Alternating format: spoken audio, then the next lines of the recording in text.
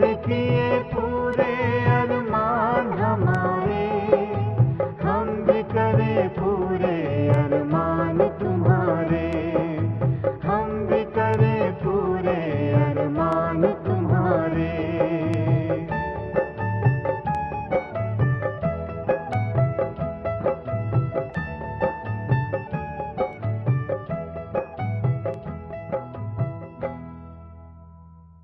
ओम शांति। आदरणीय राजेश्वरी दीदी जी तथा मंच पर उपस्थित विशेष भ्रातागण और आदरणीय तपस्विनी राजयोगिनी, एक से एक बढ़कर के हमारे टीचर बहनें तथा सारा दैवी परिवार, इतना सुंदर परिवार आज लग रहा है कि सहज स्मृति आती है कि आज का दिवस कितना सुंदर है। आज का दिवस महान और शिव बाबा को मिलने निकली ब्रह्मा की संतान, कितना सुंदर दिवस है, कितना सुंदर ब्राह्मणों का झुंड है। समझ में नहीं आ रहा है कि ये गीता पाठशाला का वर्धापन है या सेंटर का वर्धापन है, समझा? इतना बढ़िया माहौल है, कितना सुंदर माहौल है। और ये सारा परिवार देख करके मुझे संकल्प आ रहा है कि अवश्य ऊपर से अव्यक्त बाप दादा भी देख देख बहुत खुश होते होंगे। आज बाबा की दृष्टि नगर पर पड़ी हुई होंगी। आपको देख करके मुझे एक बात याद आई कि नगर सेंटर का जन्म किस प्रकार से हुआ है। कहते ब्रह्मा ने संकल्प से सृष्टि निर्माण किया, तो मुझे वो इसकी आज याद आई कि बराबर 18 जनवरी 1969, 18 जानेवारी 1969 या दिवशी जानकी दादीने सुंदरी बहनना एक प्रोग्राम दिला होता। 18 जानेवारीला 69ला सुंदरीबेनजींना एक प्रोग्राम दिला होता। आम्हाला नगरचं निमंत्रण आलं होतं, अहमदनगरचं निमंत्रण आलेलं होतं आणि त्याच्यासाठी दादीने 18 जानेवारी 1969चा दिवस निवडला आणि त्या दिवशी सुंदरीबेनजींना नारायणगावला पाठवलं होतं आणि दादीने सांगितलं होतं की सुंदरी, तू पहला नारायणगाव को जा और वहां से दशरथ को लेकर के नगर में जाना और वहां बिल डाल करके आना। अशा प्रकारे दादीने त्या दिवशी तो प्रोग्राम बनवला होता और उस अनुसार सुंदरी दीदी जी पहुंचे थे बराबर 18 जनवरी को। 18 जनवरी को बहन जी पहुंच गए थे नारायणगांव में। और क्या हुआ, 19 जनवरी को हम निकलने वाले थे, जाने का तय हुआ था। तो उतने में क्या हुआ, दादी जानकी का फोन आया। जानकी दादी का उस समय नारायणगांव में एक के पास ही फोन था, बाकी किसके पास, एक व्यक्ति के पास ही था और वो सेंटर का सहयोगी था। तो उसके पास फोन आया। फोन क्या आया कि मेरे बाबा ने शरीर छोड़ा है और मैं जा रही हूँ और तू सुंदरी चले आना। तो ये मेरे बाबा ने शरीर छोड़ा है, मैं जा रही हूँ। हम क्लास में बैठे हुए थे, ओ भाई जल्दी आकर के क्लास में खड़े हुए। उन्होंने कहा जानकी दादी का ऐसा ऐसा मैसेज आया हुआ है। तो फिर बहन जी ने क्लास को रुकाया, थोड़ा सा किया और फिर हम लोग सभी बैठे हुए थे। हमको नगर को जाने की तैयारी हमने सब करके रखा था, बिल्डिंग सब बांध करके नगर को जाना था, और उतने में ये फोन आया। तो फिर सब हम बैठे और आपस में चर्चा हुई कि भाई दादी का फोन आया है कि मेरे बाबा ने शरीर छोड़ा है और मैं जा रही हूँ। अभी मेरे बाबा ने शरीर छोड़ा, माना कौन से बाबा ने शरीर छोड़ा? तो हम सभी ने फिर निश्चित किया कि जानकी दादी के बाबा ने शरीर छोड़ा है, इसलिए वो जा रही है। फिर 5-10 मिनट के बाद सभी ने फिर चर्चा किया, अरे जानकी दादी के बाबा ने तो कब का शरीर छोड़ा है, समझा? अभी तो कहीं दादी के बाबा ने शरीर छोड़ा नहीं होगा, क्योंकि साकार बाबा शरीर छोड़ेगा ये किसी के ख्वाब में भी नहीं था। सबके दिमाग में था बाबा की आयु, ब्रह्मा की आयु 100 साल की है, तो बाबा शरीर छोड़ा ये संकल्प में भी नहीं आ सकता था। तो उसके बाद क्या हुआ, बोले जानकी दादी के बाबा ने शरीर छोड़ा होगा, तो बोले हो नहीं सकता, जानकी दादी के बाबा ने कब का शरीर छोड़ा हुआ है। फिर उसके बाद हम नगर आ रहे थे, तो फिर चर्चा चली कि नहीं, मेहर बाबा ने शरीर छोड़ा है इसलिए दादी चली गई है, क्योंकि नगर में मेहर बाबा रहते थे, तो मेहर बाबा ने शरीर छोड़ा है, ऐसी बात निकली। फिर उसके बाद चर्चा हुई कि भाई अगर मेहर बाबा ने शरीर छोड़ा है तो जानकी दादी काय को फोन करेंगे, समझा? तो बोले मेहर बाबा ने भी कोई शरीर नहीं छोड़ा है। फिर सुंदरी बहन बोली, बोले कोई भी बात हो लेकिन मुझे अभी जाना ही होगा, और बहन जी चली गई पूना में।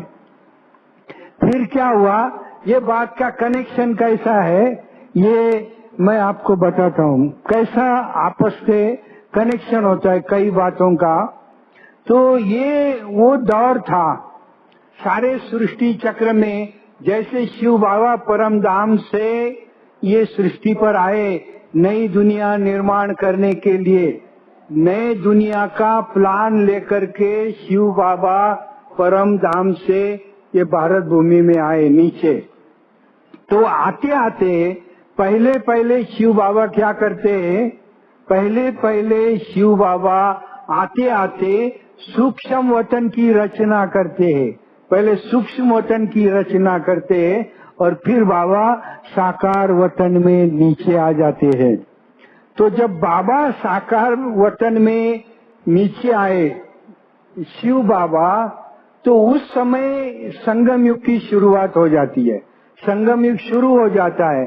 तो जैसे ही बाबा आने के बाद संगम युग शुरू हुआ, तो हर समय संगम की लहरें जो है, उस संगम की लहरें चेंज होती गई है। हर समय एक जैसी लहर कभी भी नहीं रही है। 100 साल का संगम युग है, हर समय समय पर लहर चेंज होती गई है। शुरू में बाबा ने एक मुरली में बाबा ने कहा था, बच्चे आपको क्या मालूम, समझा? शिव बाबा ने कहा आपको क्या मालूम, मैंने मेरे वन्नी को कैसे तैयार किया, समझा? वन्नी माना क्या? नवरी, वन्नी माना नवरी, समझा? पत्नी, समझा?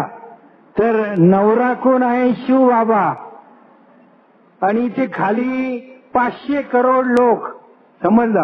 आता त्याच्यातनं नवरी कशी शोधून काढायची, समजलं ना? तो मैंने मेरे वन्नी को कैसे तैयार किया, आपको क्या मालूम?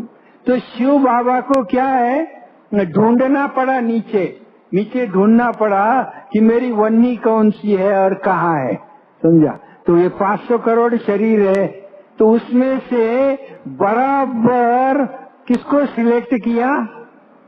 किसको सिलेक्ट करता है परमात्मा? हाँ? और किस आधार पर सिलेक्शन किया? अपने वन्नी को किस आधार पर सिलेक्ट किया है शिव बाबा ने, समझा? वैसे तो बहुत उस समय बहुत बड़े बड़े शंकराचार्य, महामंडलेश्वर, बड़े बड़े नेताएं, हाँ, बहुत विशेष आत्माएं थी, लेकिन शिव बाबा की नजर किस पर थी? उन्होंने ढूंढा कैसे?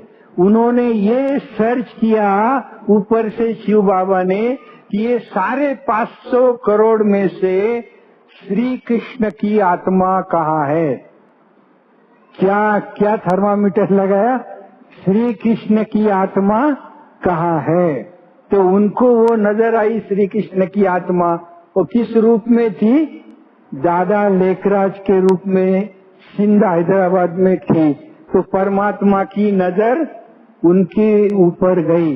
जब परमात्मा की नजर आ जाती है ना, तो फिर चमत्कार होना शुरू होता है। बड़ों से लेकर के छोटी बात तक मैं आपको बताता हूँ कि नगर सेंटर को एक्सटेंशन करने में बहुत कानूनी दिक्कतें आई, बहुत कानूनी बातें बीच में आई। एक्सटेंशन करना बड़ा मुश्किल हो गया। तो मैं आज जाकर के आया अपने सुराना भाई जी का बंगला सामने ही है, समझा।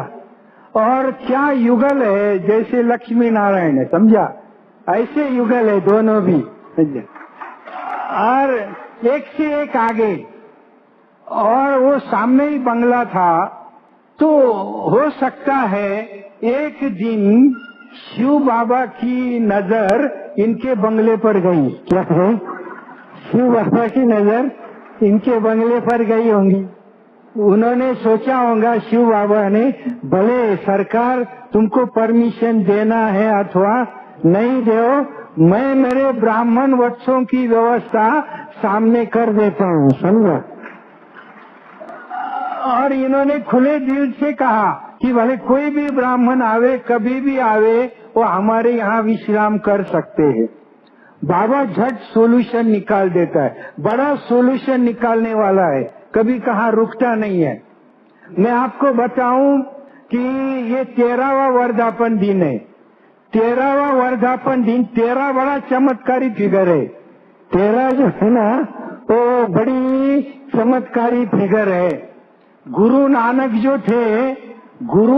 जो थे, जब उनका टीचर उनको पढ़ा रहा था, तो गुरु नानक के टीचर ने उनको पढ़ाना शुरू किया क्लास में।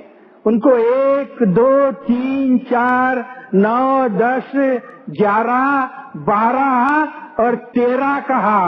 तो गुरु नानक 13, 13, 13, 13 कह के क्लास के बाहर आ गए, समझा। और जो 13, 13 करते रहे, फिर बाद में जिंदगी में कभी क्लास में गए ही नहीं। सब कुछ 13, 13, 13, 13 ही उन्होंने कहा। गुरु नानक ने 14 पढ़ा ही नहीं, समझा। गुरु नानक ने 14 पढ़ा ही नहीं, इसलिए वो इतने महान गुरु है।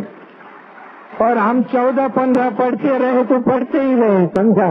नानक जी ने 14 पढ़ा ही नहीं, बस उसने कहा, हे भगवान सब कुछ तेरा, ये तन भी तेरा, मन भी तेरा, धन भी तेरा, सब कुछ तेरा तेरा। 13 बड़ा चमत्कारी फिगर है। मैं आपको याद दिलाऊं कि एक बार क्या हुआ, जलगांव साइड को बहुत कुमार है, 200-250 कुमार है जलगांव के साइड को। और मीनाक्षी दीदी मुझे जब मधुबन में मिली, तो मीनाक्षी दीदी ने कहा, दशरथ भाई हमारे पास बहुत कुमार है और हमारे सभी कुमारों की डिमांड है कि दशरथ भाई की भट्टी रखो, खास कुमारों के लिए, हम सभी आ जाएंगे। तो मैंने कहा ठीक है बहन जी, मैं डेट देख करके बताता हूँ। फिर यहाँ आने के बाद भी मीनाक्षी दीदी के बहुत फोन आए, कुमारों के भी फोन आए कि हमारी भट्टी कराओ, भट्टी कराओ। तो मैंने कहा ठीक है, अब इतने सभी कह रहे, दीदी भी कह रही है, तो मैंने 2 दिन उनको दे दिए। 2 दिन का डेट दीदी को कहा कि ये 2 दिन के लिए मैं जलगांव भट्टी कराने आऊंगा। और उसके कारण कुमार भी खुश हुए, उनके भी बहुत फोन आए कि बहुत हमें खुशी हुई। फिर उसके बाद हमने रिजर्वेशन भी कराया, लग्जरी का रिजर्वेशन भी करा करके सारा रखा हुआ था। तो क्या हुआ, मैं जब नारायणगांव से पूना के लिए आया तो बस थी 9:30 की बस थी। यहाँ से मैं जल्दी निकला, जल्दी निकला वहाँ से 6 बजे ही निकला, 2 घंटे का जर्नी था। लेकिन घाट बीच में जाम हो गया, इतना घाट जाम हुआ कि 2 घंटा घाट में ही चला गया। मुझे पहुंचते पहुंचते करीबन 10 बज गए। 10 का टाइम हो गया। अभी मैं बोला क्या करूं, फिर जल्दी जल्दी मैं रिक्शा करके तो लग्जरी स्टैंड पर पहुंच गया।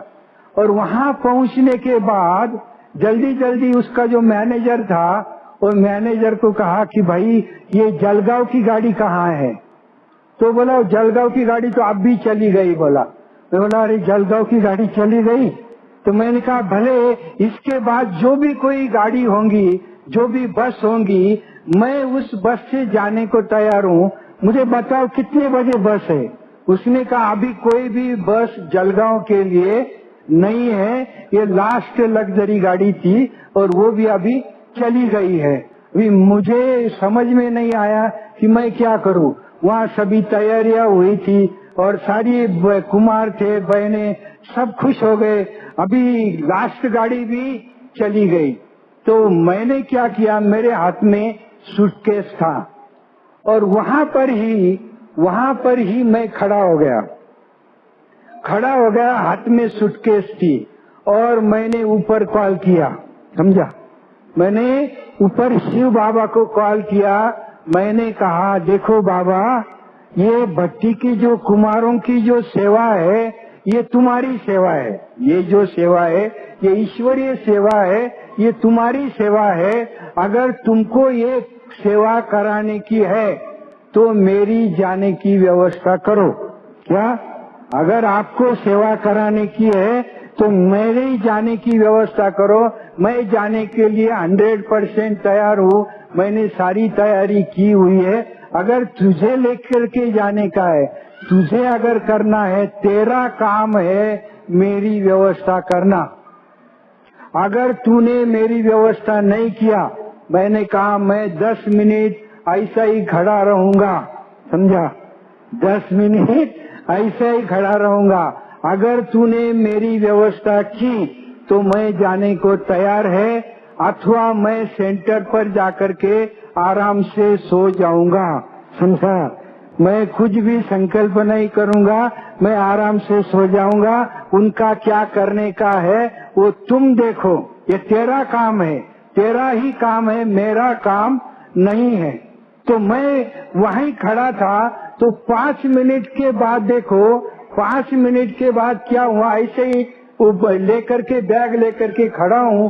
5 मिनट के बाद वो मैनेजर भागते भागते आया। मैनेजर भागते भागते आया और मेरे पास आकर के कहा, ओ भाई जी, जलगांव को जाने वाले आप ही है ना? मैंने कहा हाँ मैं ही हूँ। तो वो बोला कि मुझे अभी बम्बई से एक फोन आया है। बोला बम्बई से एक फोन आया है कि जिसका सीट बर्थ रिजर्व किया हुआ था तो वो बम्बई से आने वाला नहीं है, उसका सीट कैंसल हो गया है। और बोला अभी देखो, ये जो गाड़ी है अभी संचेती हॉस्पिटल के पास ठहरी हुई है। ये जो बस है लग्जरी, वो संचेती हॉस्पिटल के पास ठहरी हुई है और ये बस अभी वहाँ जा रही है। तो मैंने इसको रोका हुआ है, जल्दी जल्दी जाओ, ये बस में बैठो।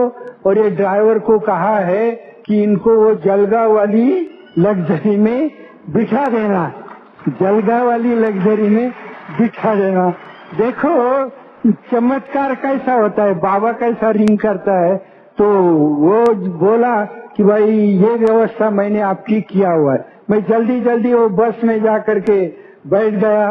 और फिर वो तब तक वो कंट्रोलर ने वो संचेती हॉस्पिटल के पास उस बस को रोक करके रखा था कि भाई ये गाड़ी आने तक क्या करो, रुको।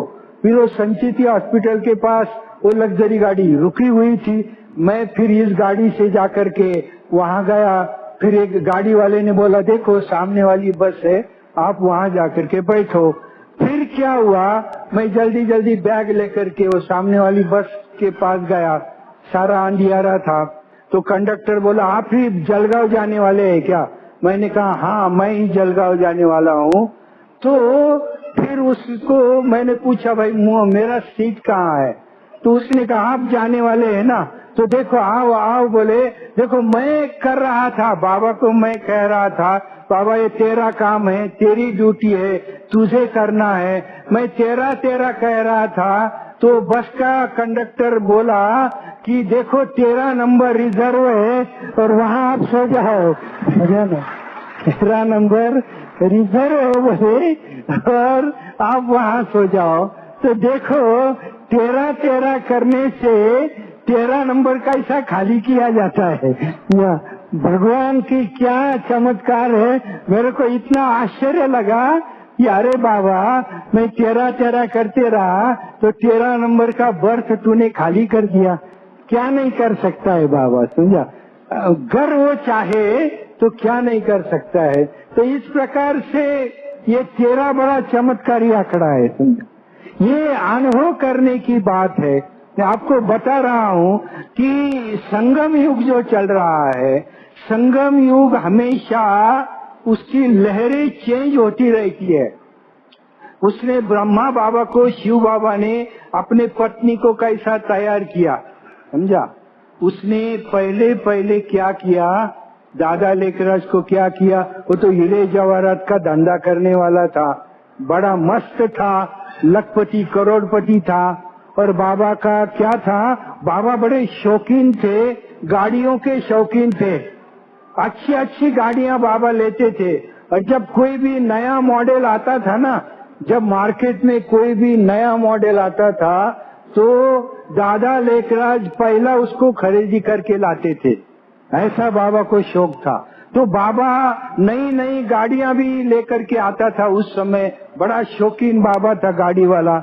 तो इस समय इतने बाबा को, अभी शिव बाबा को तो अपनी वन्नी बनाने का था, तो शिव बाबा ने पहले उसको क्या कराया, विनाश का साक्षात्कार कराया। तेरी गाड़ी माड़ी महल सारा क्या होने वाला है, विनाश होने वाला है। ऐसा विनाश का साक्षात्कार करके दिखाया कि ब्रह्मा बाबा बोला, वरना दादा लेखराज बोले बस बस बस बस बस अभी मैं देख नहीं सकता। क्या कहा, अभी मैं देख नहीं सकता। तो ऐसा कैसे तयार किया देखो, हाँ, नवरी कशी तयार की, राजी केलं तिला, काय केलं, राजी केलं तिला। त्याच्यानंतर उसको फिर स्वर्ग का साक्षात्कार करा। बड़ी नाराज हो गई थी नवरी, नाराज असेल तो कशी शादी करणार थी, समझा। फिर उसको खुश भी किया, क्या किया, उसको खुश किया, उसको स्वर्ग का साक्षात्कार कराया। किस प्रकार से आकाश से एक एक तारा आता है, एक देवी बनती है, दूसरा तारा आता है, एक देव बनता है, और लाखों देव देवियां तैयार होते, सोने के महल कैसे तैयार होते, पुष्पक विमान कैसे घूम रहे। ऐसी सुंदर सृष्टि दिखाई कि उसकी पत्नी बड़ी खुश हो गई। क्या है, वो बड़ी खुश हो गई। बोले ऐसा पति अगर होगा तो शादी करने को देरी करने की कोई बात ही नहीं है। जिसके पास इतना माल है उससे शादी करने में क्या अर्थ है। तो ब्रह्मा भी तैयार हो गए। तो इस प्रकार से शिव बाबा ने अपने वन्नी को तैयार किया। उसके बाद फिर माता कन्याओं की भट्टी लगाई। 14 साल तक बाबा ने तपस्या करवाई। उसके बाद बाबा भारत में आए, पार्टीशन के पश्चात भारत में आए। उसकी भी बहुत बड़ी अच्छी कहानी है, किस प्रकार से जब ये कराची के समुन्दर में ये बहनें तपस्या करती थी 8-8 घंटा, ये शाम को 7 बजे बैठ जाती थी तो सवेरे 5 बजे तक वो योग में ही रहती थी समुद्र के किनारे। फिर बाबा उनको कहता था कि ये बच्चियां, आज आप सागर के किनारे तपस्या कर रही हो। बाबा उनको इंटीमेशन देता था कि आज आप सागर के किनारे पर तपस्या कर रही हो, एक दिन ऐसा आएगा। बाबा कहते थे एक दिन ऐसा आएगा कि आप पर्वत पर जाकर के तपस्या करेंगे। क्या, पर्वत पर जाकर तपस्या करेंगे। ये किसके भी दिमाग में नहीं आएगा, आया ही नहीं कि भाई हम पर्वत पर भी जाकर के तपस्या करेंगे करके। वो तो उसी आनंद में थे, हर एक को साक्षात्कार होता था, स्वर्ग देखते थे, कृष्ण के साथ रास क्रीड़ा करते थे, सोने के महल देखते थे। और उनको ऐसा लगा ऐसे ही एक दिन हम स्वर्ग में चले जाएंगे, समझा। लेकिन जब माउंट आबू में आए तो एक दिन क्या किया बाबा ने, एक दिन ऐसा किया कि सारी बहनें थी वहां पर, एक दिन ऐसा किया मुरली चलाई और एक एक बहन के हाथ में टिकट दिया बाबा ने। क्या किया? टिकट दिया। एक को दिल्ली का टिकट, एक ग्रुप को दिल्ली का टिकट दिया, एक को बेंगलोर का, एक को कलकत्ते का, एक को बम्बई का, उनको टिकट। और ये टिकट देख करके सारी बहनें हैरान हो गई, समझा। बोले क्या है? आपको कलकत्ता जाना है, आपको दिल्ली जाना है। और बोले हमको स्वर्ग में जाने का था और ये कहाँ कलकत्ता और कहाँ दिल्ली। वो तो समझ रहे थे अभी ऐसे ही स्वर्ग में चले जाएंगे। और ये कलकत्ता दिल्ली टिकट दिया, जाने का टिकट दिया, लेकिन आने का टिकट नहीं दिया। आने की कोई डेट नहीं और टिकट भी नहीं, सिर्फ जाने का टिकट। तो बहनें सारी सोचने लगी कि भाई आने का, बोले आने का कोई टिकट नहीं है, सिर्फ जाने का ही टिकट बाबा ने दिया। तो फिर बाबा ने दिया है तो बहुत सारी बहनें, फिर बाबा ने कहा था 11 बजे तक आप सभी को यहाँ आकर के उपस्थित होना है मुरली के हाल में। तो बहुत बहनों ने बैगेज बांध करके वहाँ पर उपस्थित हो गई और थोड़ी बहनें रह गई, कुछ बहनें रह गई। बाबा ने रास्ता देखा, अभी तक वो नहीं आ रही थी। फिर जब सारा क्लास आ गया तो फिर कईयों ने तो तैयारी किया। फिर बाबा ने एक महावाक्य उच्चारण किया। साकार बाबा ने उस मुरली के हाल में सिर्फ एक महावाक्य उच्चारण किया। क्या महावाक्य उच्चारण किया? बाबा ने कहा कि बाबा तो समझ रहा था, बाबा तो समझ रहा था कि मैंने 14 साल की भट्टी लगाई। कितने साल की? 14 साल की भट्टी लगाई और इस भट्टी में सभी ईंटें पक गई है, सभी ईंटें पक गई है। लेकिन, तो बाबा ने जैसे ही लेकिन कहा तो जिन्होंने बैग नहीं लाई थी वो बहनें अपने अपने कमरे में चली गई। कौन अपने को कच्ची ईंट कहेगा, समझा ना। तो जिसने सामान नहीं लाया उसको बाबा ने क्या कहा? ये तो जैसी कच्ची ईंटें रह गई है। तो फिर वो सभी ने अपना अपना बैग लाया और बाबा को कहा बाबा हम कच्ची ईंट नहीं है, हम पक्की ईंट है, हम जाने को तैयार है। तो इस प्रकार से एक महावाक्य ने भी इतना बड़ा परिवर्तन बहनों में किया। तो ऐसा वो भी एक पाठ चला शुरू का, इतना जबरदस्त। भगवान जो है ना, भगवान देता तो भरपूर है लेकिन हर प्रकार से बच्चों को मजबूत करता है, हर प्रकार से मजबूत करता है। और यज्ञ के हिस्ट्री में वो जब वो माउंट आबू में आए, ब्रिज कोटी में जब बहनें रही तो वो परमात्मा का परीक्षा का पीरियड था। भगवान शिव बाबा ने सभी की परीक्षा लिया। 51-52 साल जो था ना, यज्ञ की इतनी कड़ी परीक्षा थी कि जो सिंध हैदराबाद में बाबा ने उनको सच्ची घी की जलेबी, बादाम, पिस्ता इतना खिलाया, एक महारानी के जैसी सभी की पालना किया। तब तो रहे, नहीं तो घर गए होते, समझा। बहुत बढ़िया पालना बाबा ने किया। लेकिन माउंट आबू में आने के बाद इनकी कड़ी परीक्षा हुई। खाने को भी कुछ नहीं था, एक बाजरी का ढोकरा और छाछ का गिलास, रोज वही आइटम था। क्या? छाछ का गिलास और बाजरी का ढोकरा मिलता था। और कहा जाता था दोबारा मांगने का नहीं, क्योंकि था ही नहीं देने को, इतना ही होता था और इतना ही ये खाते थे। तो इतना ही खा करके फिर ये करोड़पति घर की बहनें थी। फिर कुछ बहनों ने सोचा कि भाई ये कब तक ये ढोकरा और छाछ खाएंगे, समझा, कब तक खाएंगे, हमको तो हमारे घर वाले बुला रहे हैं, हमारा घर तो इतना बड़ा ऊंचा है। तो थोड़ी सी बहनें जो थी वो उस समय चली गई। क्या? उस समय थोड़ी बहनें यज्ञ में से चली गई, जो सिंध कराची से आई थी वो चली गई। तो क्या हुआ पहले 1950-51-52 में शिव बाबा ने ब्राह्मणों का झाड़ जो है वो पहली बार हिलाया। क्या किया? ब्राह्मणों का झाड़ पहली बार हिलाया। जब झाड़ को हिलाया जाता है तो क्या होता है? जो पीले पीले पत्ते हैं ना, वो पत्ते क्या हो जाते हैं?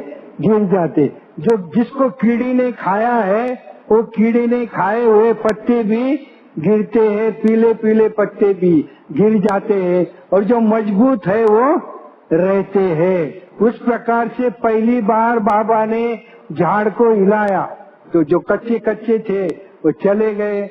बाबा बीच बीच में क्या है, ये ब्राह्मण परिवार के झाड़ को क्या करता है? हिलाता रहता है, समझा ना। फिर क्या हुआ, 65 में 1965 में तब तक बहुत बड़ा विस्तार हो गया था। जगह जगह पर भारतवर्ष में भी सेवा केंद्र तैयार हुए थे। और फिर जगदम्बा मातेश्वरी सबकी पालना करती थी। ब्रह्मा बाबा मधुबन में बैठ जाते थे। ज्यादा करके बाबा दिल्ली बम्बई यहीं गए हैं, तो ये मेरठ अम्बाला, बाकी बाबा ज्यादा घूमे नहीं।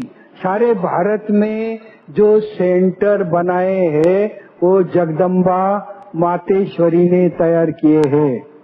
जगदम्बा मातेश्वरी को एक कार दिया हुआ था बाबा ने, और वो कार में 4-5 बहनें बैठती थी। एक बहन ड्राइवर होती थी और 4-5 बहनें बैठ जाती थी।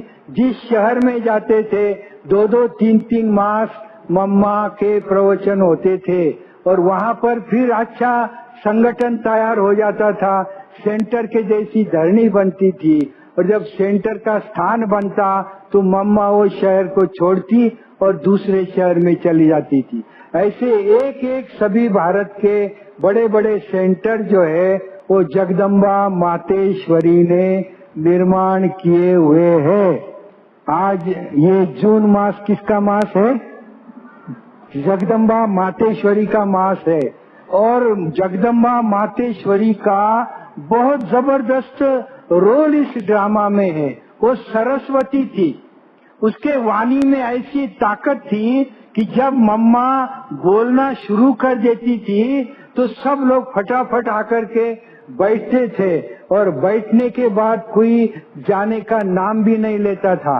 और एक बार अगर मम्मा की वाणी सुनी तो उसको चस्का लग जाता था। चाहे हिंदू हो, चाहे मुसलमान हो, चाहे क्रिश्चियन हो, चाहे सिख हो, सभी लोग मम्मा की तरफ आकर्षित हो जाते थे। इतनी उसके वाणी में ताकत थी, और मम्मा में इतनी जबरदस्त शक्ति थी कि ये भारतवर्ष का कोई भी कितना भी बड़ा विद्वान, पंडित, आचार्य या महामंडलेश्वर भी हो, अगर वो मम्मा के सामने चर्चा करने के लिए बैठ जाता था, कोई भी मंडलेश्वर मम्मा के सामने चर्चा करने को बैठता था तो 3 मिनट से ज्यादा वो मम्मा के साथ बात नहीं कर सकता था। समझा? इतनी उसकी ताकत थी। वो लॉजिकली बात करती थी। मम्मा जो थी लॉजिक में बहुत होशियार थी, बहुत होशियार थी। कई मंडलेश्वर मम्मा को कहते थे, ये आपने कहाँ से निकाला, ये आपकी बातें कहाँ, शास्त्र में तो आई नहीं। अगर आपकी बात शास्त्र में है तो मानेंगे, शास्त्र में तो ये आई नहीं। फिर मम्मा उनको क्या कहती थी? मम्मा ये कहती थी, ये सारी दुनिया जो है, आप देखते हो ये दुनिया रूपी पेशेंट, आज इसकी तबीयत खराब हो गई है। आज तबीयत क्या हो गई है? खराब हो गई। सारी दुनिया की तबीयत खराब है। आप बताओ कि महंगाई जो है, ये महंगाई बढ़ रही है या कम हो रही है? हाँ, बढ़ रही है ना। और ये बढ़ने वाली है या कम होने वाली है? हाँ, बढ़ने ही वाली है। ये बताने के लिए ज्योतिष का अभ्यास की जरूरत है क्या? हाँ, ज्योतिषाचार्य की जरूरत नहीं है। सबको मालूम है दिन प्रतिदिन महंगाई बढ़ने वाली है, दुख अशांति बढ़ने वाली है।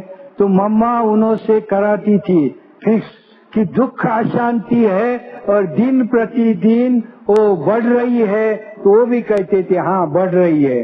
तो वो मम्मा कहती थी अगर आपका पेशेंट की तबीयत दिन प्रतिदिन ज्यादा खराब होते जा रही है, इसका अर्थ क्या है?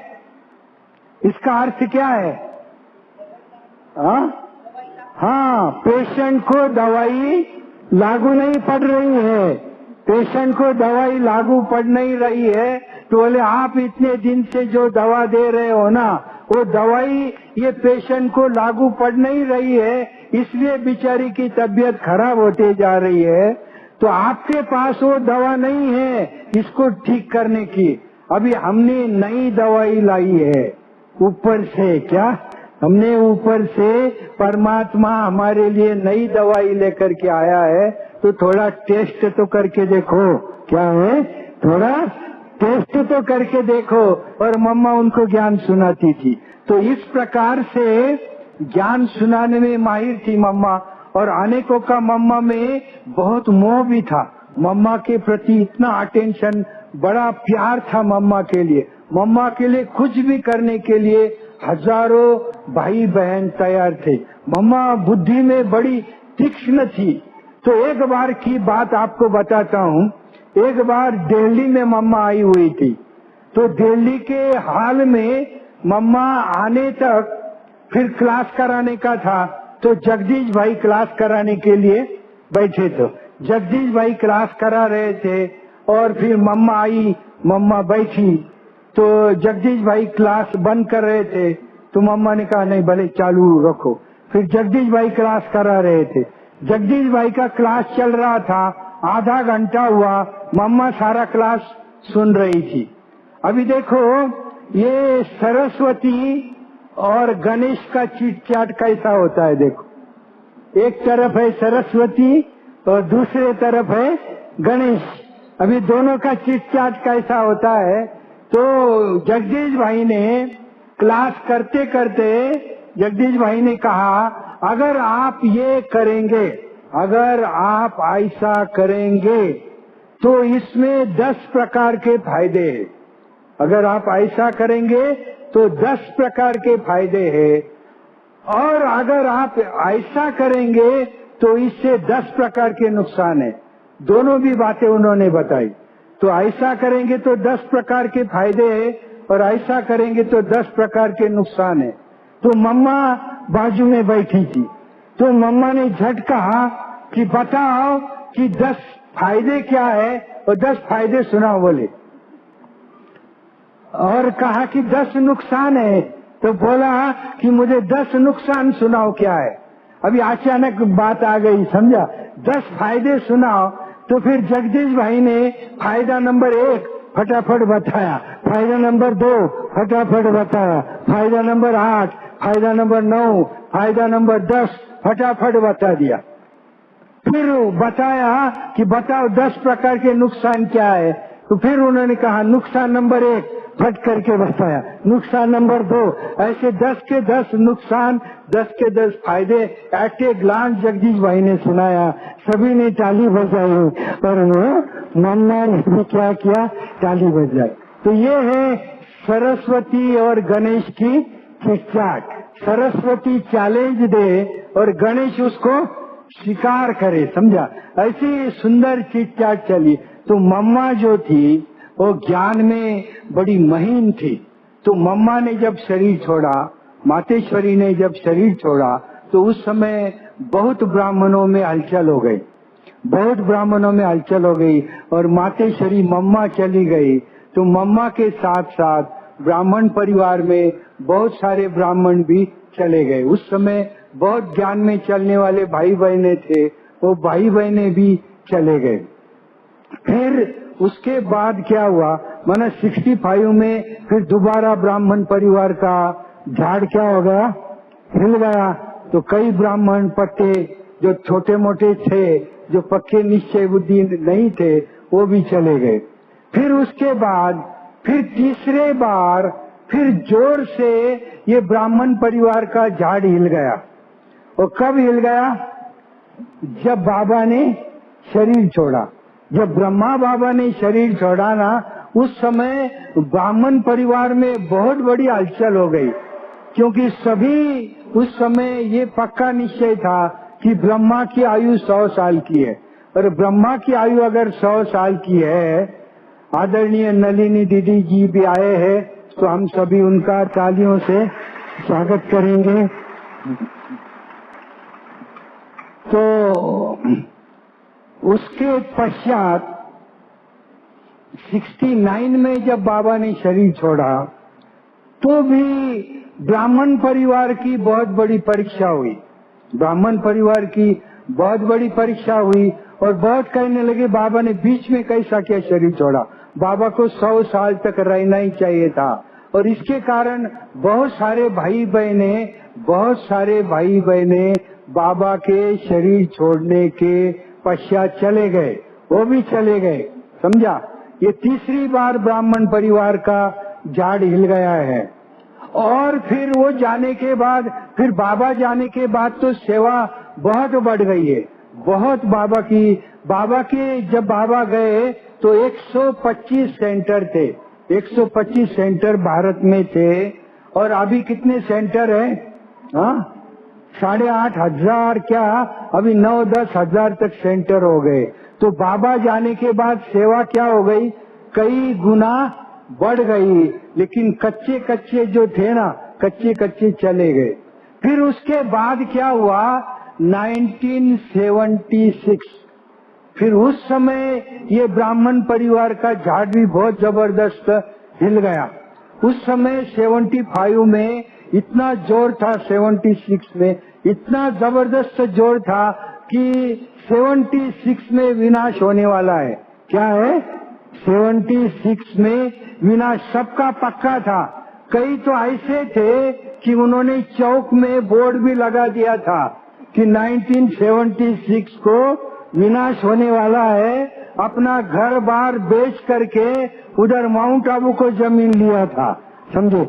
ऐसे भी कच्चे ब्राह्मण थे। बड़ा नशा, नारायणी नशा तो अलग रहा, ये और ही नशा आ जाता है। बाबा ने तो कभी डेट डिक्लेयर नहीं किया था। बाबा को जब पूछा गया कि बाबा विनाश की डेट बताओ, तो बाबा ने कहा, अरे विनाश की डेट माना आपके डेथ की डेट पूछ रहे हो क्या, समझा। बाबा ने कहा आपके डेथ की डेट पूछ रहे हो क्या। बाबा ने कभी भी विनाश की डेट नहीं बताई। बच्चे ही कुछ ना कुछ गलत कैलकुलेशन कर करके ऐसा कहते हैं। तो 76 भी आया, 76 चला गया, कुछ भी नहीं हुआ। लेकिन बहुत बीके जो थे, अभी सोचो समझो 76 को अगर विनाश होता था, क्या 76 को 76 फिगर कैसे निकाला पता है क्या आपको? 76 फिगर कैसे निकाला? ऐसे ही नहीं निकाला। ब्रह्मा बाबा का लौकिक जन्म कब हुआ? 1876। हाँ, 1876 को ब्रह्मा बाबा का लौकिक जन्म हुआ था। और फिर लौकिक आयु बाबा की कब पूरी होती थी? 1976 को बाबा को लौकिक 100 साल पूरे हो रहे थे। इसलिए कहा था कि 76 में विनाश हो जाएगा, लेकिन हुआ नहीं। अगर 76 को विनाश होता था, आपको मैं पूछ रहा हूँ सभी को, सभी भाई बहने ध्यान से सुनो। एक क्वेश्चन पूछ रहा हूँ कि 76 के बाद ज्ञान में जो आए हैं वो हाथ खड़ा करो। जो 76 के बाद आए, हाँ 76 के बाद, तो मेजॉरिटी समझा, मेजॉरिटी 99% क्या हो गए? 76 के बाद आए हैं। अगर 76 को विनाश हो जाता था तो आप कहाँ होते हैं, समझा ना। तो बाबा को आपको भी बादशाही देनी थी, इसलिए बाबा ने 76 को विनाश नहीं करवाया। इसलिए बाबा का थैंक्स मानो, समझा ना। तो धन्यवाद करना चाहिए। तो इस प्रकार से फिर हम कहाँ गए होते? तो बाबा को तो सबका ख्याल है।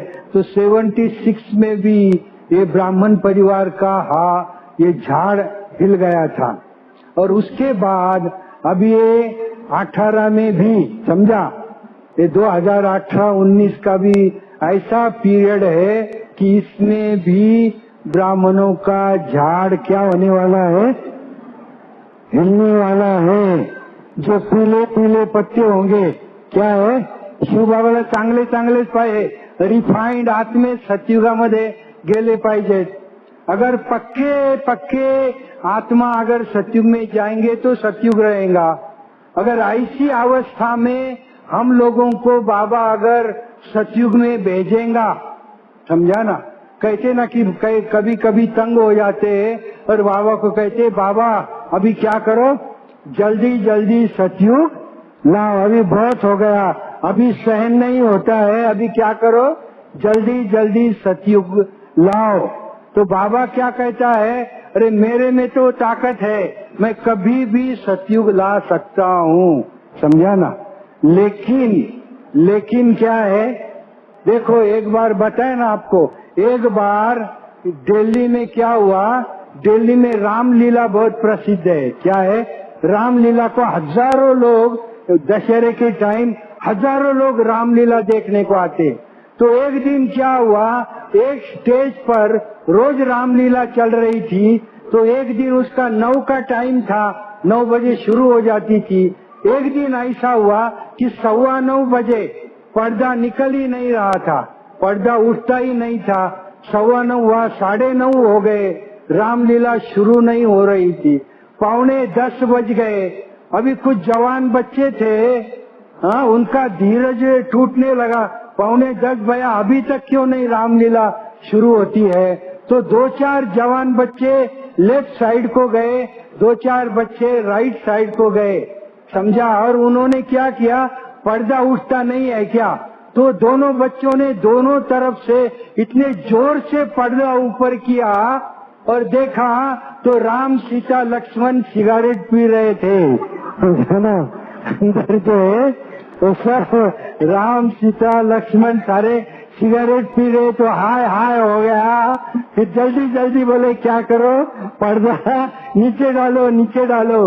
अचानक पर्दा ऊपर गया था और जो सच था वो बाहर आ गया। तो इस प्रकार से अगर आज ही बाबा ने विनाश करवाया तो क्या हो जाएगा, सभी आधे कच्चे बाबा को दिखाई देंगे। और ऐसे जिसके अंदर आज भी क्रोध है, अगर उनको सतयुग में बाबा ने भेजा तो क्या हो जाएगा, वो वहां भी जाकर के झगड़े ही करेंगे। क्या करेंगे, झगड़े ही करेंगे। जिसका संस्कार है वैसा ही करेंगे। इसलिए जब तक हम पूरे नहीं बनते, बाबा पर्दा ऊपर करने वाला नहीं है। क्यों रुका है, हा? हमारे लिए रुका है ना, क्या ऊपर करना चाहिए, फिर तो सारा शो हो जाएगा, हाँ। इसलिए बाबा भी रोक रहा है। और अभी का वर्तमान जो समय है, वर्तमान समय संगम युग का अति महत्वपूर्ण समय है। ये टर्निंग पॉइंट है, टर्निंग पॉइंट है। संगम के कुछ कुछ टर्निंग पॉइंट होते। वो बोला जब साकार बाबा ने शरीर छोड़ा तो सारे भारतवर्ष में जबरदस्त हलचल हो गई और बाहर के लोग भी कहने लगे अभी इनकी संस्था गई की गई, ऐसा ही सभी लोग कहने लगे। लेकिन उस समय क्या था, जब बाबा ने शरीर छोड़ा, मेरा बाबा से बहुत प्यार था, साकार बाबा से मेरा अति प्यार था और जिगरी प्यार था। तो जिगरी प्यार होने के कारण क्या हुआ था, मुझे जब बाबा का परिचय मिला तो त्रिमूर्ति के चित्र में जब हमारे टीचर समझा रहे थे ब्रह्मा विष्णु शंकर, तो मुझे बहुत अच्छा लगा वो चित्र, क्योंकि हमारी माँ दत्त की भगत थी। तो वो मैंने ब्रह्मा विष्णु शंकर और तीनों को इकट्ठा देखा था और इसमें देखा तीनों अलग अलग है, मुझे बहुत अच्छा लगा, समझा। वो इकट्ठा अच्छा नहीं लग रहा था, ये अलग अलग है, बहुत अच्छा लगा। और वो दत्त के ऊपर कुछ नहीं था और यहाँ देखा कि ऊपर परमात्मा भी है, तो ये चित्र बहुत अच्छा लगा। और ये देखने के बाद वो त्रिमूर्ति समझा रहे थे, तो समझाते थे, तो उसके बाद मैंने उनको पूछा कि भाई जी ये ब्रह्मा विष्णु शंकर है, ये विष्णु बहुत अच्छा लगता है, ये अच्छा ताज है, गले में कितने अलंकार है, कितना अच्छा लगता है, तो क्या मैं विष्णु को मिल सकता हूँ? तो बोले अरे ऐसा क्या, ऐसा पूछते हैं क्या? बोले वो विष्णु तो सतयुग में होता है लक्ष्मी नारायण के रूप में। फिर हमने पूछा ये बाजू वाला शंकर है, अच्छा है, गले में सांप भी कुछ नहीं है, बड़ा अच्छा शंकर, मैं इसको मिल सकता हूँ क्या? तो बोले नहीं नहीं, अरे वो सूक्ष्म वतन में होता है, उसको क्या मिलना होता है क्या? फिर उनको पूछा ये ब्रह्मा, ये धोती कुर्ते वाला ये जो ब्रह्मा है, इसको मिल सकता हूँ क्या? तो 2 मिनट रुक गए और फिर बोले हाँ मिल सकते हैं। तो मैं बोला इसको मिल सकते? ब्रह्मदेव, अरे वाह वाह। मैं बोला ब्रह्मदेव, तो मैंने कहा कहाँ है? तो उन्होंने कहा वो माउंट आबू में है। तो मैंने उसी समय निश्चय किया कि मुझे ये ब्रह्मदेव से मिलना ही है, और ये ब्रह्मा को मिलने से क्या लाभ होगा, तो संकल्प चालू है। मैं बोला एक ब्रह्मा को अगर हम मिलते हैं तो ब्रह्मदेव को मिलते हैं, और ब्रह्मदेव के साथ साथ श्री कृष्ण से भी मिलन हो जाता है, श्री कृष्ण से भी मिलन हो जाता है, श्री नारायण से भी मिलन हो जाता है, और साथ साथ परमात्मा शिव बाबा इसमें आते हैं तो परमात्मा का भी मिलन होता है। तो 4 in 1 क्या है? 4 in 1, ब्रह्मा भी है, कृष्ण भी है, नारायण भी है, और शिव परमात्मा भी है। तो ये चांस क्यों छोड़ना चाहिए? तो हम भागते भागते, मुझे ज्ञान में 10-11 दिन हुए थे, और 10-11 दिन के बाद ही मैं 12-13 दिन में ही बाबा के पास गया था और बाबा के गोद में जाकर के बैठा था। तो क्योंकि आकर्षण बहुत बड़ी चीज होती है, और बाबा को मिलने के लिए मुझे ये भी मालूम नहीं था कि टिकट निकालना पड़ता है, कुछ खर्चा होता है, ये भी मालूम नहीं। वो टीचर को बोला मुझे बाबा को मिलना है, माना मिलना ही है। तो कौन कहता है बाबा को मिलने के लिए पैसे की जरूरत है? पैसे की जरूरत नहीं। क्या चाहिए? दृढ़ता चाहिए। क्या चाहिए? अरे पैसा छम करके पीछे आ जाएगा। अरे तुम्हारी रजा ग्रांट करने वाला है ना, उसका दिमाग ऐसा घूमेगा कि झट करके यस कर देगा। कौन कहता है नहीं कर सकता है? आपको रजा मिलेंगी जो चाहिए, आपके सारे बंधन टूट जाएंगे अगर आपके पास दृढ़ता है। तो बाबा खींच लेता है।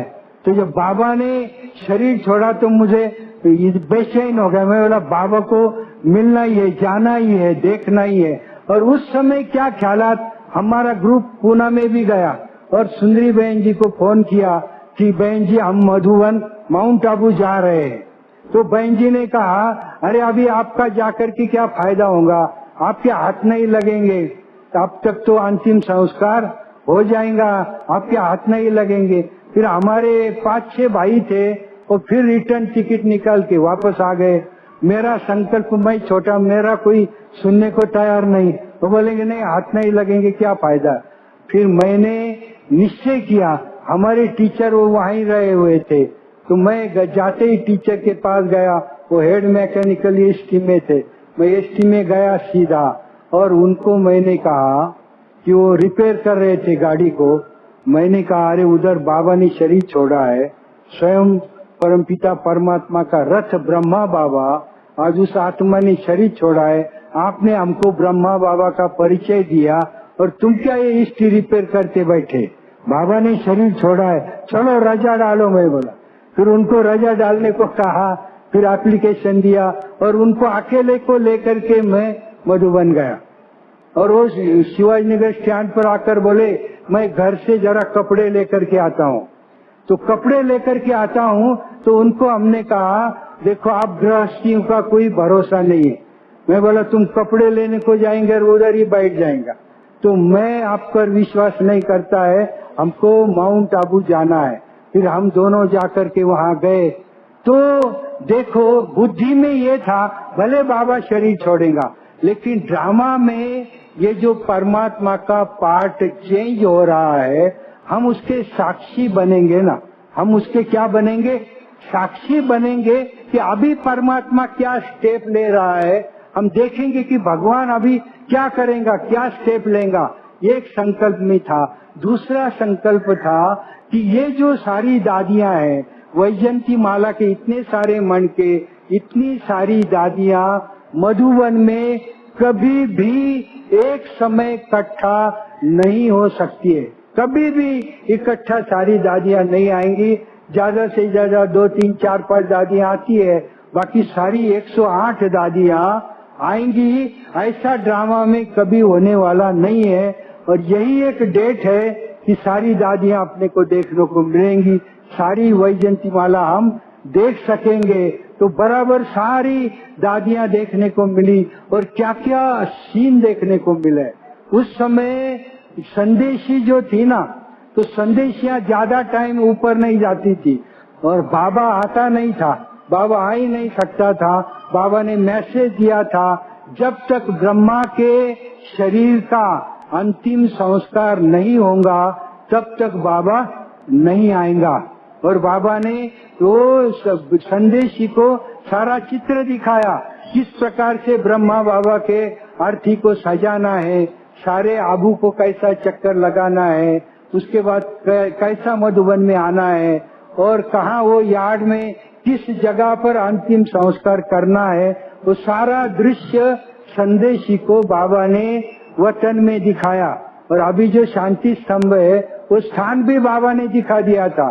तो वहाँ की नगर पालिका बोली आप नहीं कर सकते यहाँ पर। फिर बाद में परमिशन लाया और उसी स्थान पर हो गया। फिर बाबा ने कैसे प्रकाशमणि दादी, मनमोहिनी दीदी को निमित्त बनाया। फिर बाबा की आरती जो है, बाबा का जो हड्डियां थी ना, दधीची ऋषि की हड्डियां मशहूर है। किसकी हड्डियां मशहूर है? दधीची ऋषि की हड्डियां। तो बाबा की अस्थि कुछ चांदी के कलश में निकाली गई और 2 चांदी के कलश में बाबा की अस्थियां डाली। फिर जब बाबा ऑलमाइटी बाबा आया तो ऑलमाइटी बाबा ने एक चांदी का कलश जिसमें ब्रह्मा बाबा की अस्थियां थी वो एक मनमोहिनी दीदी के सर पर रखा, दूसरा कलश प्रकाशमणि दादी के सर पर रखा। दोनों कलश फिर अभी जो शांति स्तंभ है उसके नीचे रखे और उसके ऊपर ये शांति स्तंभ बना। तो ये सारा जो दृश्य है वो प्रैक्टिकल देखने को मिला ना। साकार में से परमात्मा का साकार से आकार में पार्ट कैसा ट्रांसफर होता है ये प्रैक्टिकल में देखने को मिला। उसी प्रकार से जब 69 को साकार से आकार में ट्रांसफर हुआ, उस प्रकार से अभी 18-19 का पीरियड ऐसा है कि इसमें अव्यक्त पार्ट भी क्लोजिंग के तरफ जा रहा है। ये भी पार्ट क्या है? क्लोजिंग के तरफ जा रहा है। दिन प्रतिदिन रथ की हालत भी और डाउन होते जा रही है। हो सकेगा बाबा आवे नहीं आवे, कुछ भी बात हो जाए, लेकिन बाबा कुछ नया तरीका ढूंढ लेगा, या कुछ नया तरीका ढूंढेगा। ये आकार से परमात्मा निराकार पाठ को शुरू करेगा। साक्षात्कार के पाठ भी शुरू हो सकते हैं। बहुत सारे संगम के परिवर्तन जो है, बहुत सारे संगम के परिवर्तन होंगे। एक वाणी में एक बार अव्यक्त बाबा के कमरे में आए थे और बाबा के कमरे में सारी बड़ी दादियां ऐसे बाबा के सामने बैठी थी। बड़ी बड़ी दादियां बैठी थी, कुछ हम भाई बहन जो थे वो भी बैठे थे। तो उस समय अव्यक्त बाबा ने एक महावाक्य, एक वर्णन किया था। बाबा ने कहा था, बच्चे, क्योंकि दीदियों ने पूछा था कि बाबा अंतिम समय कैसा होगा, कब आएगा, क्योंकि फॉरेनर जो है ना, वो फॉरेनर जब रिटर्न जाते थे तो 76 में वो डरते थे फॉरेनर। वो बोलते थे बाबा समझो हम उधर गए और इधर विनाश हो गया तो समझा ना, हमारे देश का तो विनाश होने वाला है, वो तो सतयुग में नहीं है, हम गए उधर विनाश हुआ तो ऐसी बातें चल रही थी। तो उस समय फिर बाबा ने कहा, बच्चे अंतिम समय में जब मुझे प्रत्यक्ष होना होगा, जब मैं प्रत्यक्ष होऊंगा, तो उस समय सभी मंदिरों को जो मैंने पावर दिया हुआ है, अभी समझो साईं बाबा को पावर दिया है, कोई वैष्णव देवी है, कोई महालक्ष्मी है, कोई भवानी देवी। इनको शिव बाबा ने उनके एब्सेंटी में काम करने के लिए एक एक पावर अलॉट किया हुआ है। सभी मंदिरों को पावर अलॉट किया हुआ है। तो अंतिम समय क्या होगा, मैं सभी की पावर वापस ले लूंगा, सभी की पावर वापस ले लूंगा। और जिस देवता की जो यादगार है उसको वहां उसका साक्षात्कार होगा। समझो विट्ठल रुक्माई है और ये विट्ठल ये ब्रह्मा बाबा की यादगार है। तो जब वो भगत वहां मंदिर में दर्शन करने को जाएगा विट्ठल देवता का, तो उसको वहां पर ब्रह्मा का साक्षात्कार होगा। क्या होगा? ब्रह्मा का साक्षात्कार। इधर रुक्मिणी का दर्शन करने को जाएगा तो मम्मा का साक्षात्कार हो जाएगा। ऐसा जो देव भक्ति मार्ग में जिस यादगार के रूप में, जिस दादी की जो यादगार है, समझो तुलजा भवानी है, जानकी दादी की यादगार है, तो मंदिर में उसका भगत जाएगा तो उसको एक बार जानकी दादी दिखाई देंगी, एक बार वो देवी दिखाई देंगी। तो ऐसे सभी के जो यादगार बने हुए हैं वो सभी उस समय वो देवियों का साक्षात्कार होगा। साक्षात्कार का जबरदस्त पाठ अंतिम समय में चलेगा और वो देवियों की पावर वहां से निकाली जाएंगी। मग देव पावणार नाही किंवा कोणतीही देवी पावणार नाही, कुणी साधू पावणार नहीं, संत पावणार नहीं। सगड़ी मंदिर सुने सुने होंगे और सभी की क्यू किधर लगेंगी? माउंट आबू के तरफ सभी की क्यू लग जाएंगी। बाबा ने सांगितलं कि ऊपर से लेकर के नीचे तक सारी क्यू लगी हुई होंगी। वो अंतिम समय होगा। तो इसके लिए ये परीक्षा के दिन है। आप देखना कि बाबा का जो काम है वो हमेशा बढ़ते ही रहा है। दिन प्रतिदिन बाबा का काम इतना बढ़ते जा रहा है कि काउंट करना भी मुश्किल होते जा रहा है। सेंटर इतने खुलते जा रहे हैं, काउंट करना भी मुश्किल है। इतने सेवा केंद्रों के काम चल रहे हैं। मैं अभी ड्रामा प्लान अनुसार ये 1-1.5 मास में मैं करीबन 20-25 सेंटर पर जाना हुआ। जहाँ भी गया बड़े बड़े बाबा के काम बन रहे। अम्बे जोगाई में गया, वहाँ भूमि पूजन हो गया, बहुत बड़े बिल्डिंग का प्लान बन रहा है।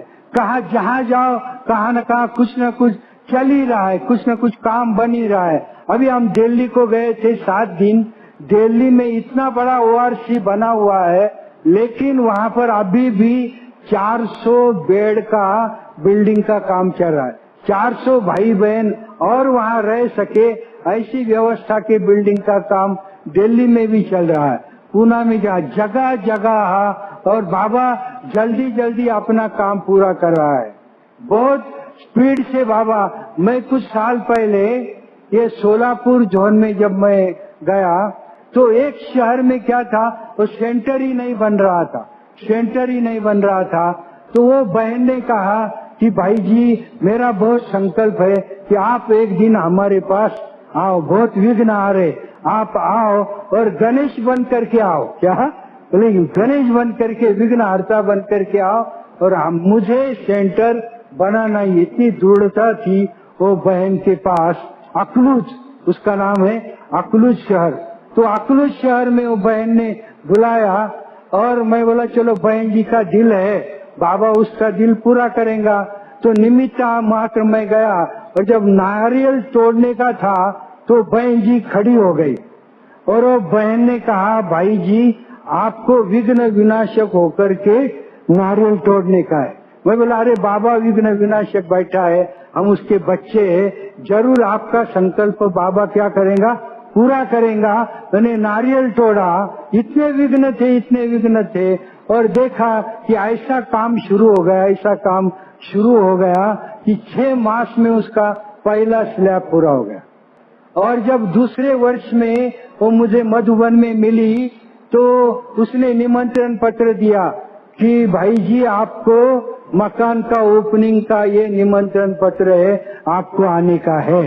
तो बाबा ने 1 साल में इतना बड़ा सेंटर खड़ा कर दिया। तो बाबा जो है, मैं देख रहा हूँ ये जगदम्बा भवन पूना का ये जगदम्बा भवन बना, क्या मिरेकल से बना, ऐसा स्पीड से बना कि 1 साल के अंदर, 1-1.25 साल के अंदर सारा इतना बड़ा प्रोजेक्ट 20-25 करोड़ का काम 1-1.25 साल में फटाफट जो शुरू हुआ रात दिन चलते रहा, बंद ही नहीं हो गया, समझा। और इस प्रकार से 1 साल में बाबा ने वो काम मिरेकल के जैसा पूरा, जहाँ तहाँ जहाँ भी जाओ कोई न काम।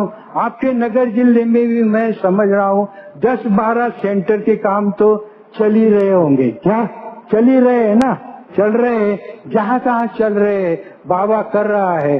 और आप नगर वासियों के लिए एक बहुत बड़ी खुशखबरी है, बहुत बड़ी खुशखबरी है कि भाई जी ने 1 एकड़ जगह नगर के लिए दिया है। गुंठे की बात नहीं, समझा ना, 4-2 गुंठे की बात नहीं है, समझा ना। नगर बड़ा डिस्ट्रिक्ट है, नगर एक तो डिस्ट्रिक्ट प्लेस है, और नगर के इतना बड़ा महाराष्ट्र में कोई भी डिस्ट्रिक्ट नहीं है। कोई है क्या जिला? नगर सबसे बड़ा है। तो सबसे बड़ा अगर जिला है तो सेंटर भी कैसा होना चाहिए? हाँ, सबसे बड़ा होना चाहिए। तो अभी इतने सारे आप बाबा के बच्चे हैं और अभी टाइम बहुत थोड़ा हो रहा है, बहुत थोड़ा सा टाइम रहा हुआ है। तो अभी ऐसा मकान, एक ये नगर में ऐसा मकान बनाओ कि आप हजारों भाई बहन वहाँ आकर के क्लास कर सके। कोई कार्यालय लेने की जरूरत नहीं पड़े, जब चाहे ऐसा अपना घर बनाओ, हजारों भाई बहन वहाँ बैठ सके, क्लास कर सके, भर्ती कर सके। और आपको कोई खरीदी भी नहीं करना है, जमीन भी बाबा ने आपको दे दिया है। तो अभी देरी करने की नहीं है, अभी ही आप सभी अभी ही संकल्प करो। ये 13 वर्ष का वर्धापन है ना, 13 फालतू नहीं जाता है। 13 की बात ऊपर 13 क्या करता है? सुनता है। तो आप सभी अंदर के अंदर ये 13वें वर्धापन के लिए ये संकल्प करो कि हे शिव बाबा, बस हे शिव बाबा, हम ये 13वें वर्धापन में संकल्प कर रहे हैं कि ये भवन बनाना, नगर के लिए, नगर डिस्ट्रिक्ट के लिए भवन बनाना। क्या तपोवन ना, नाम क्या है? तपोवन। तो हमको तपोवन बना करके देना, ये किसका काम है? तेरा काम है। तो ये बाबा हमको ये बना करके देना। और हम 1000 हाथ बैठे हुए, शिव बाबा को कितने हाथ है? हाँ, हजारों हाथ है। आज अभी यहाँ कितने 1000 हाथ बैठे हुए। तो सबको बाबा को सहयोग देने का है, कुछ न कुछ सहयोग। आज ही संकल्प करो। और भंडारी रखे बहन जी, समझा? हाँ, भंडारी है क्या यहाँ पर? हाँ, कोई भंडारी होंगी ना। तो अगर भंडारी है तो बाद में यहाँ भंडारी ला करके रखो। और वो तपोवन के भूमि के लिए हाँ, कुछ न कुछ बीज जो है, कुछ न कुछ बीज आप आज डाल दो, जो भी है कुछ न कुछ बीज डाल दो। और जल्दी जल्दी, क्योंकि अभी बाबा ज्यादा रुकने वाला नहीं है, जल्दी जल्दी अपना सफल करो। और ऐसा तपस्या का स्थान बनाओ, क्योंकि वो आश्रय स्थली बनेगी। आश्रय स्थली बाबा कहता है, क्योंकि विनाश के समय सब नष्ट हो जाएगा, लेकिन बाबा ने जो भूमि दिया हुआ है वो भूमि को कुछ नहीं होगा, वहाँ का स्थान सुरक्षित रहेगा। समझो, बाबा का जो स्थान बनेगा ना वो सुरक्षित रहेगा। और आप सभी को आश्रय लेने के लिए उस स्थान पर जाना पड़ेगा, समझा? तो जल्दी जल्दी क्या करो, जल्दी जल्दी अपना स्थान जो है वो तैयार करो, अच्छी बत्तियां करो, अच्छी तपस्या करो। और ऐसी तपस्या करो कि बाबा भी वहाँ उतर करके आ जाए, समझा? वैसा स्थान आपका भी बनेगा। अभी नागपुर में जाकर के देखा हमने, नागपुर में कितना बड़ा स्थान बन रहा है। इतना बड़ा स्थान, 20,000 स्क्वायर फुट का हॉल है। नागपुर का हॉल कितना है? 20,000 20,000 स्क्वायर फुट का, आधा एकड़ का हॉल ही है नागपुर का। 200 भाई बहनों की रहने की व्यवस्था नागपुर में बनी हुई है, समझा? तो ये भी कोई कम नहीं, यहाँ भी बनाना चाहिए। बनाएगा कौन? ये हमको ही अपना भाग्य बनाने का है। तो जल्दी जल्दी जल्दी जल्दी ऐसा सुंदर स्थान बनाओ कि सभी देखने के लिए उस स्थान पर आ जाए। तो बाबा ने आपको एक बहुत बड़ा काम दिया है।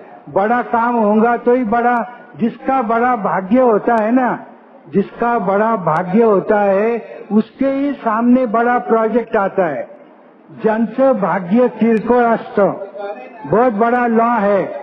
जिसका भाग्य किरकोळ असतं ना, त्यांच्यासाठी काय असतं, कित्येक वर्ष त्यांचं सेंटर भाड्याच्याच जागेमध्ये असतं। 1000 रुपये भाडे, 500 रुपये भाडं, आणि किती दिवस राहतात? 25 वर्ष झाले 500 रुपयाच्या भाड्याच्याच खोलीमध्ये राहत। का राहतात? बहिणीचा दोष नाहीये, येणाऱ्याचं भाग्यच तेवढं आहे, तर काय करणार? ज्याचं भाडंच महिन्याला 500 आहे ते जिज्ञासू किती यज्ञ सेवा करणार आहे, समजा? तो करील 100 रुपये 50 रुपयेच करणार आहे। आणि जिथं 50 लाखाचं प्रोजेक्ट आहे, 5 करोडचं प्रोजेक्ट आहे, तिथं करणारे सुद्धा 1000 आणि लाखामध्ये करतील ना। आणि मग आपलं मोठं भाग्य बनेल। तो आप सभी का भाग्य बनाने के लिए भाग्य विधाता बाप ने बहुत बड़ा प्लानिंग बनाया हुआ है, और आप सभी को बहुत बड़ी सुख वो धरनी देने वाली है, और जल्दी जल्दी बाबा पूरा करेगा। आपको सिर्फ क्या करने का है? संकल्प करने का है।